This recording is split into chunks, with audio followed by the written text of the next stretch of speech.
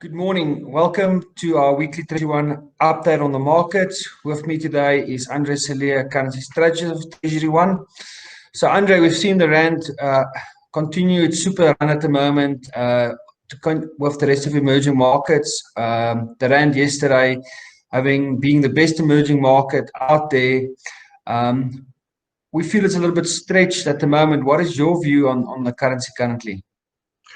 Good morning. Yes, I think if I look at the movements and I look at the South African market outperforming the rest of the emerging markets, then I agree that it's a little bit overstretched and it's just going a little bit too well, in my opinion. And the run has been phenomenal. Yesterday we broke the 15 and overnight became even stronger. And if I look at the euro against the dollar, then there seems to be a bit of a slowdown in the weakening of the dollar.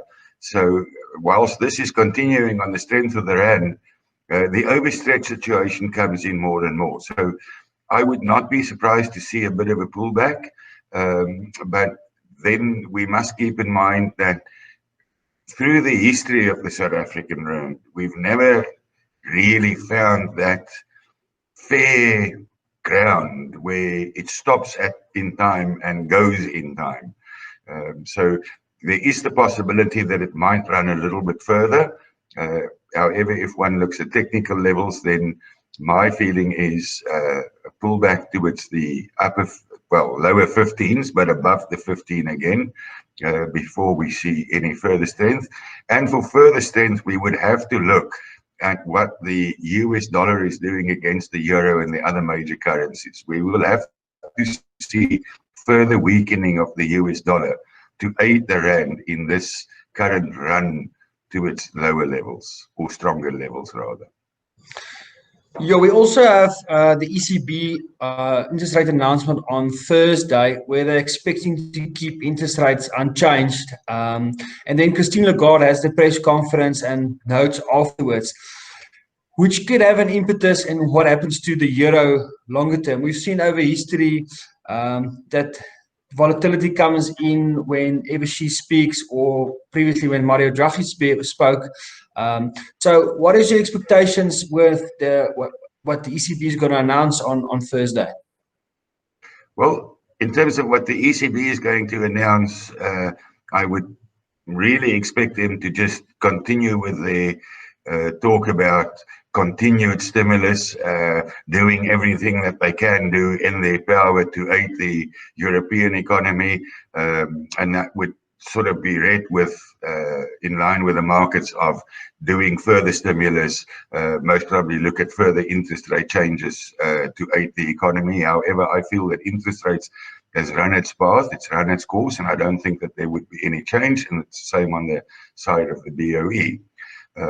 But I want to put that a little bit aside, and we've spoken in the previous one about the rand, and we must keep in mind that yesterday we had the announcement of our GDP, which came out as a bit of a surprise, much higher than what everybody expected. The consensus between various forecasting models and places was for something between 47 and 54%, and it came out at 66.1% quarter on quarter, and that aided the rand in its run.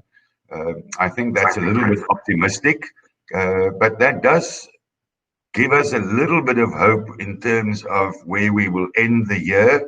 And forecast initially was around the 8.5% and 9% levels for a contraction of the GDP, which now looks set to be between 7 and 7.4%.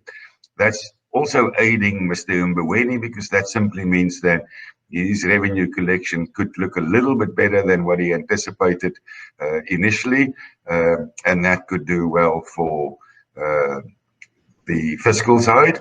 And also, if the contraction is less, one must always keep in mind that as a game of numbers, then your borrowings as a percentage of GDP might also look slightly better, because if it was based on a contraction of 9% and now it's based on a contraction of 7%, then that percentage of debt over GDP can look a little bit better. So some of the statistics could look a little bit better. And the forecast by one of the models is now that our growth next year could be 3.1%, which once again looks better for Mr. Mboweni on the fiscal side. So continuing on the local front, we have our current account numbers coming out on Thursday, which is tomorrow, which can also look better just purely on the fact that we've seen a lot of our exporters really doing well. And we've seen the GDP numbers yesterday that mining has really rebounded very significantly in Q3. And a lot of those flows, helped by the metal prices, is probably going to help our current account post a positive number rather than a negative number because there's no demand in the economy. Do you think, what levels do you think exporters should look to maybe start selling and take cover again for future reference?